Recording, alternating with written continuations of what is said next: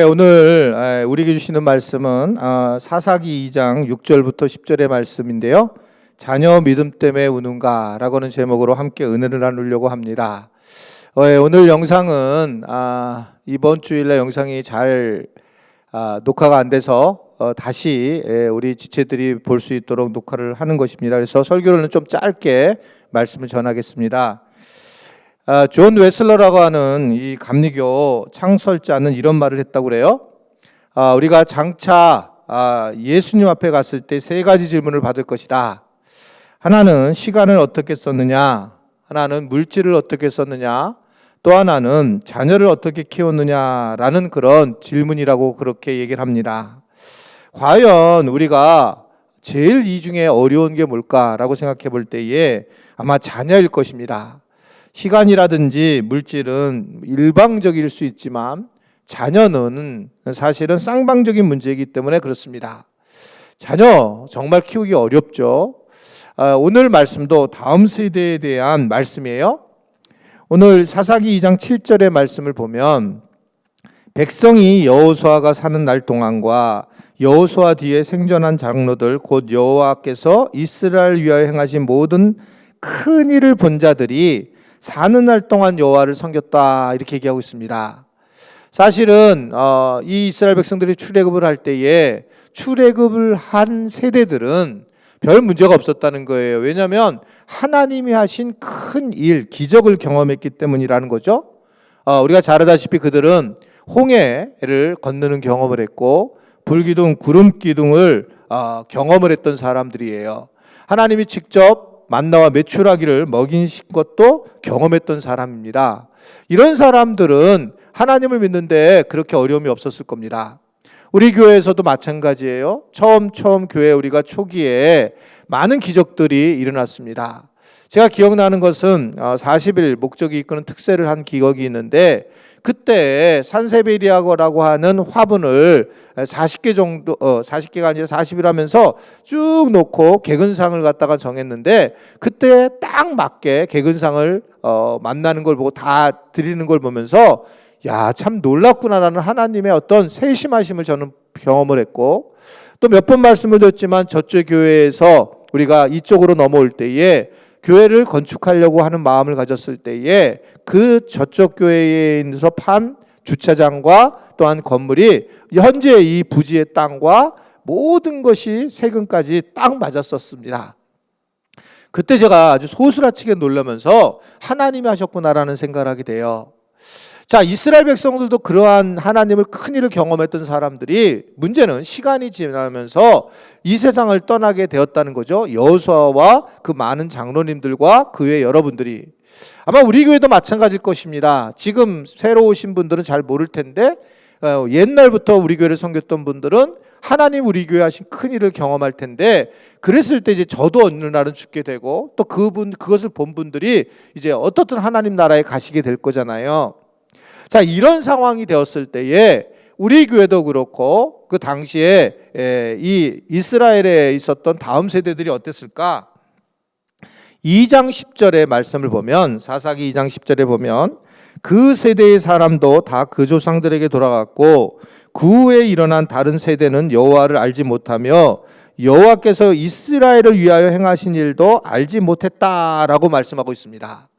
즉 오늘 말씀은 그 후에 일어난 세대를 다른 세대라고 얘기를 하면서 하나님께서 하신 일을 알지 못했다라고 이렇게 말씀을 하고 있는 것입니다. 전혀 그들은 하나님이 하신 일을 직접 경험하지 못했다라는 거예요.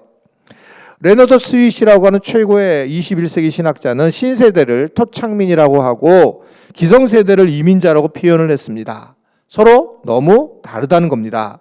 그런데 다르는 것은 이해가 되지만 하나님을 알지 못함으로써 문제가 생기기 시작했다는 거예요. 여러분 지금 여러분들의 자녀 중에 하나님을 모르고 교회를 안 나오는 자녀들을 그냥 놔두면 어떻게 될까요? 또 다음 세대들이 하나님을 모르는 것을 우리가 인식하면서도 그냥 놔뒀으면 어떻게 될까? 오늘 이 말씀에 우리에게 아주 중요한 말씀을 우리에게 허락하고 있습니다. 오늘 사사기 2장 15절의 말씀을 보면 그들이 어디로 가든지 여호와의 손이 그들에게 재앙을 내리리니 곧 여호와께서 말씀하신 것 같고 여호와께서 그들에게 맹세하신 것 같아서 그들의 괴로움이 심하였더라 라는 말씀을 하고 있습니다. 하나님을 모르는 다음 세대에게 재앙을 내리고 그리고 결국 그들의 괴로움이 심했다, 이렇게 아주 강렬하게 말씀을 하고 있는 거예요. 두려운 마음입니다. 다음 세대가 몰랐을 때 하나님의 이 재앙은 심각한 상황이 된다라고 하는 걸 말씀을 우리에게 전해주고 있습니다. 사실은 이것은 다음 세대에 대한 경고이긴 하지만 부모 세대의 경고라고 저는 생각을 해요. 결국 부모 세대가 어떻게 다음 세대들을 갖다가 가르쳐고 인도했느냐가 훨씬 중요한 문제라는 것을 이야기하고 있습니다. 어떻게 다음 세대를 가르칠까? 사실 크게 우리는 두 가지 분야에서, 두 가지 장소에서 다음 세대를 가르칠 수가 있어요. 하나는 가정이고 하나는 교회입니다. 첫 번째, 가정이 다음 세대를 세우는 중심이 돼야 된다는 겁니다. 이것은 제가 여러 번 말씀을 드렸어요. 그 여러 번 말씀을 드린 이유는 지금까지 교회가 중심이 돼서 아이들을 가르쳤더니 현재의 어떤 신앙적 효과가 삶의 변화로 드러나지 않았다는 것이 많이 나타났습니다. 그리고 또 실제적으로 아이들이 학교에서나 또는 가정에 있는 시간이 거의 대부분이지 교회에서는 1시간, 2시간 있어서 그 교회가 이 아이 다음 세대의 신앙을 돕는다는 것은 한계가 있다는 것을 이미 이야기를 했습니다. 결국 다음 세대는 가정의 부모가 매우 중요하고 부모가 가진 생각이 자녀들에게 그대로 나타난다는 건 너무나도 당연하다는 얘기입니다. 돈에 대한 관심이 있으면 아이들은 돈에 대해서 언젠가는 드러날 것이고 믿음에 대한 관심을 가지면 믿음에 대한 것을 아마 드러낼 거예요. 근데 이렇게 생각하겠죠. 우리 부모님들은 지금 우리 애들은 우리 말 안 들어요, 제 말요. 그런데 제임스 볼드윈이 이런 얘기했습니다. 어른 말 잘 듣는 아이는 없다. 하지만 어른이 하는 대로 따라하지 않는 아이도 없다라고 하면서 본을 끼치는 게 중요하다는 것입니다. 말을 하는 게 중요한 게 아니라. 그래서 제가 늘 얘기했던 것은 주일날 꼭 예배를 드려야 돼. 100번 말해도 소용이 없어요. 왜냐하면 부모가 만약에 아이가 어디 학교에서 주일날 어디를 간다든지 학원에서 어디를 갈 때에 요만큼도 망설임 없이 가야 된다라고 아이한테 얘기하면 아이는 금방 아무리 많이 들어도 결국은 우리 엄마나 우리 아빠가 믿음 생활을 중시하지 않는구나 알게 되고요. 어디를 놀러 갔을 때에 주일날인데 예배를 드리지 않는다면 그거 만약에 한 번이라도 그랬다면 아이는 평생을 부모가 얘기했어도 소용이 없다, 이렇게 볼 수가 있어요. 그런 아이들은 당연히 이제 주일 성수를 못하는 상황이 되는 경우가 많이 있습니다. 부모의 신앙 결단이 정말 중요합니다. 정말 부모가 결단을 해야지만 가정에서 다음 세대 아이들이 신앙생활을 할 수 있다라는 것을 생각할 수가 있습니다. 오죽하면 출애굽을 했었던 여호수아와 또한 그 많은 가족들이 최종적으로 가나안에 들어가서 이 방법이 없는 거예요. 그래서 여호수아 24장 15절에 보면 이 여호수아와 그 가정이 뭐라고 얘기하냐면 너희가 오늘 섬길 자를 오늘 택하라. 오직 나와 내 집은 여호와를 섬기겠노라 라고 하면서 선언을 하는 장면을 볼 수가 있습니다. 분명히 이게 부모의 믿음이 얼마나 중요한지를 우리에게 얘기하고 있고 쉽지 않다라는 것을 우리에게 전해주고 있습니다. 우리 교회가 가정 OM을 강조하는 이유는 가정 OM을 통해서 부모의 신앙을 하나님이 하신 큰 일을 다음 세대에게 전하라고 하는 그런 이유가 숨어져 있어요. 그래서 이 가정 OM은 반드시 해야 되고 결단해야 되고 결정해야 될 일입니다. 어떻게 가정이 아이들을 섬길까? 제가 볼 때는 가정 OM, 가정 예배인데 가정 예배를 드리면 아이들이 안 하니까 오렌지 미팅이라는 이름을 바꿔서 아이들에게 함께 나누는 시간을 가지려고 하는 것입니다. 여러분 부부가 좀 나이 드신 부부들도 할 수 있어요. 저 같은 경우는 우리 아내와 이렇게 산책을 하면서 늘 가정 OM을 함께 하고 있습니다. 그래서 말씀을 다시 씹어보고 함께 나누는 그런 시간을 가지고 있어요.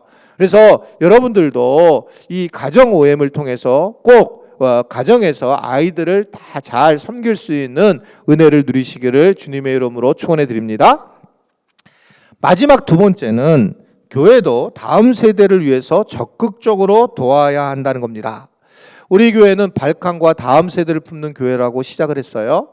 선교와 다음 세대를 돕는 교회, 그것의 존재가 우리의 교회의 모습이라고 볼 수 있습니다. 그리고 지금까지 쭉 달려왔어요.